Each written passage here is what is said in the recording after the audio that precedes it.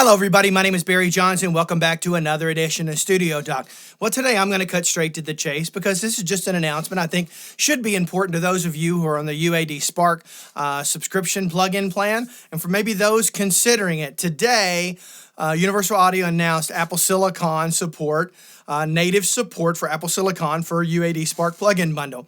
I think this is a great step forward. I'm not quite sure, honestly, if they've done everything else. I would imagine they have, but definitely for Spark. So if you're part of the Spark program and you're now Apple Silicon M1 native, which for me, I think hopefully will clear up. I've had some minor issues. I'm not going to say they're a big thing, but I've had some minor issues up until now with some compatibility with it.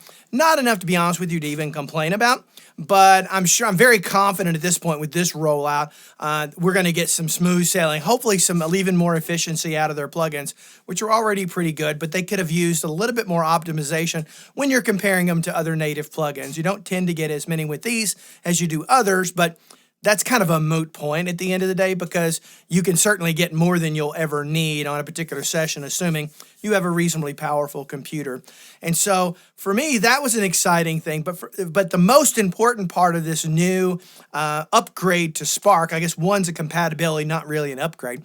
But now they're doing, as I predicted, they're going to slowly start to drop new plugins into the Spark system or the Spark subscription plan to make it more compelling.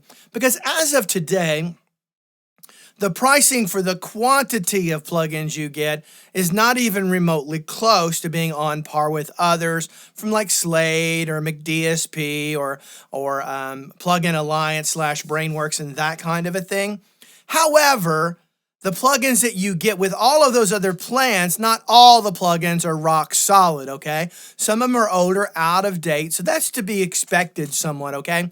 But with UAD, every plugin is a winner, every single one. Now, you may say, well, Barry, isn't that kind of strange hearing you say that? You know, you've not exactly been the biggest fan of UAD on your channel since you started it, which happens to be 1 year old as of right now. It happened a few days ago. And so I think maybe you don't quite understand my feelings towards UAD. I actually really like that company.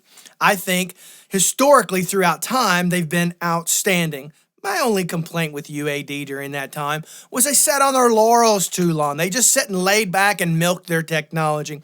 So yeah, I'm going to stir the pot a little bit. Hopefully, when they start seeing all the feedback from those other videos and everything, it'll nudge them in the right direction to bring you more value, to more bang for your buck, okay? So I'm only trying to help, but I predicted that they would go subscription. I'm a huge fan of them going subscription. Now, we can get into the debate whether you like subscriptions. If you don't like subscriptions, just move on. You probably don't need to watch this video. But I personally find some of them to be of value. I don't find that with all of them. I find some of the value. And right now, as they continue to lay out more plugins, the value is going to be better seated, more and more seated and more affirmed. So they truly are competing variety-wise with some of these other key players. Now, it's no simple plugin they dropped and they added to it today. It happens to be one of my favorite UAD plugins of all time. Now, keep in mind, I go back to the infancy of UAD, okay? I was an early UAD 1 adopter.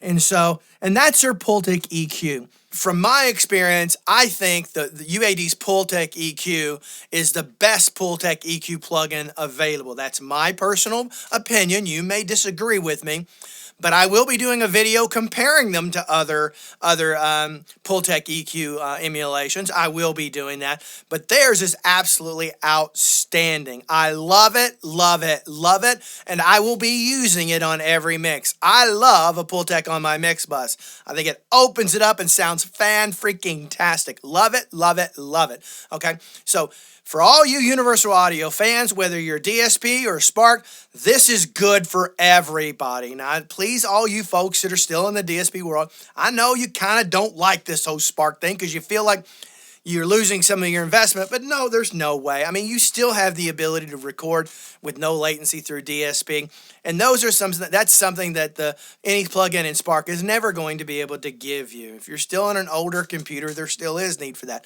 Now, I have strong feelings about DSP. I think it's better to invest in a more modern computer and move on. But if you do have a lot of virtual instruments and everything, that really is a time where DSP can be valuable. Okay, so anyway, I thought all of you might want to know this. I highly encourage you, if you've not downloaded the demo of Universal Audio Spark, that you go do it. Try them out for yourself. Don't get hung up on the fact that you're only getting a handful of plugins for $20 a month. I think that's what it is.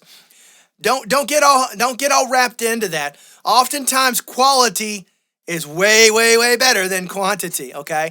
And the more and more as we continue to go through this, I think in a year from now, we're going to see a lot more of their plugins in the native world, okay? So if you like the things you hear on this channel, please do me a favor, hit that like button, that subscribe button, and then that notification bell, so when you know I got new videos out. Until then, I hope every one of you have a nice day. Bye-bye.